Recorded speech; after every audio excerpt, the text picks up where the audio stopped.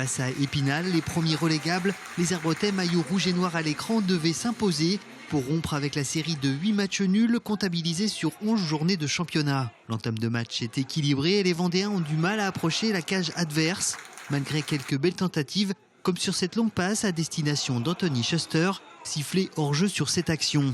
Mais la véritable occasion, c'est Épinal qui la provoque sur ce centre que Jérémy Collin a bien du mal à maîtriser. À la 29e minute de jeu, l'arbitre siffle une faute sur Schuster.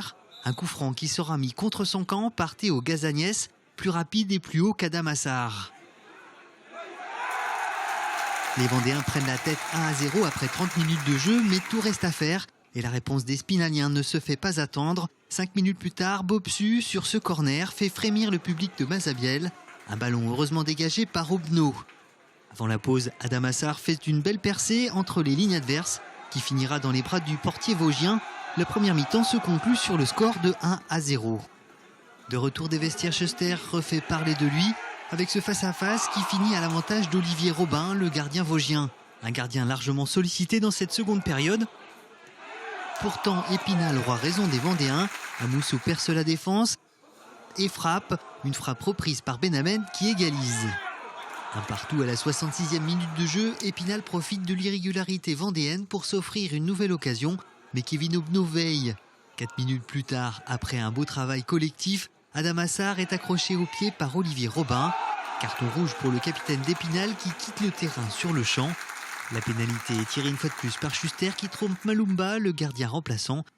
Les Herbiers mènent alors 2-1, une avance qu'ils conserveront jusqu'au coup de sifflet final, malgré quelques petites frayeurs. Il y avait longtemps qu'on souhaitait avoir une victoire. On l'a eu dans la douleur, dans la difficulté, mais on n'a jamais lâché malgré tout. Les joueurs ont fait preuve d'abnégation ce soir et ils ont, je pense, été récompensés. Et après, c'est vrai qu'on a fait une deuxième mi-temps très difficile, très poussive, mais bon, de se faire remonter, vu qu'on était dans une phase un petit peu de moins bien sur cette deuxième mi-temps et gagner derrière, ça prouve qu'on n'a pas lâché. Et il nous a manqué quand même de l'efficacité dans les deux surfaces de réparation. Après, voilà, on n'a pas trop de chance sur le but qu'on encaisse. On marque un but contre notre camp.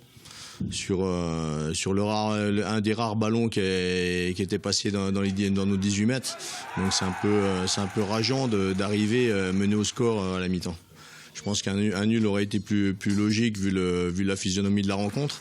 Pour cette 12e journée de championnat, les hommes de Franck Rizzuto s'offrent une 3e victoire. Prochaine rencontre pour les Herbretais le week-end prochain à la Gacilly pour le 7e tour de la Coupe de France.